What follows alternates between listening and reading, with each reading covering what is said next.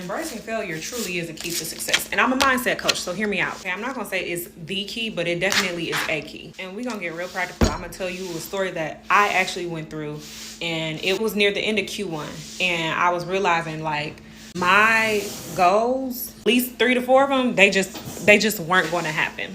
And it was making me feel some type of way, obviously. I just felt like if I didn't get those 3 to 4 goals, then it was going to feel like a failure. And what's crazy is I felt like when I set the goals, that the goals were very doable because, it was a shorter list. And in the past, I would add too many things on my list and I would not be able to achieve them all because it was just an insane amount of things.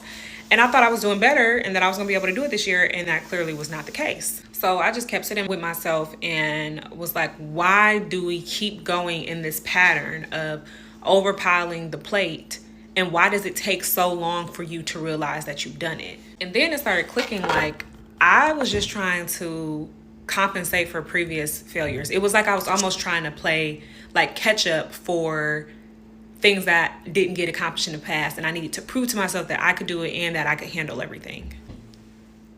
So I'm like, dang, this is another failure. But for some reason, when I had the thought about failure, I felt a sense of relief, but I ignored it.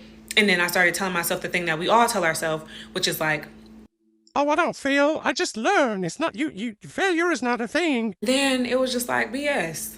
You failed at this. By definition, failure just means to not have success at a goal. And I did not have success at my goal. Like I did not achieve what I set out to do. And I failed. And I started wondering like, well, why did you feel relief in that? And it was because I realized by allowing myself to understand that I did not win that race, I was able to stop running, pivot, and take a new course. I was able to really sit and get to the root of the matter and figure out why the heck I was adding so much to my plate to begin with. And I ended up doing a values exercise that I do with a lot of my clients to like really identify what should be top priority in my life. And for Q2, that list got cut, I would say in half, but really like it got cut in like a quarter of the size. And I am on track for completing all of my Q2 right now.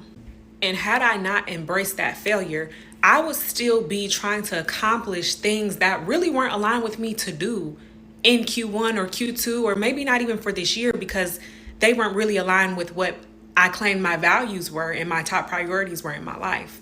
So embracing that failure ultimately led to my success. So if you are in a position where you're in denial about an area that you just have not been succeeding in, take that L so that you can bounce back, so that you can pivot and you can walk in alignment with who and what you're supposed to be doing. Just because you failed doesn't mean that you're a failure. Your identity is not failure. What you did or what you did not do, that might have been a failure, but you can move forward, you can bounce back. Embrace failure, fail forward. Check out John C. Maxwell if y'all want to like dive deeper into that, or book a session with me and we can set up a plan to help you continue to move forward, have success, and keep your mindset right.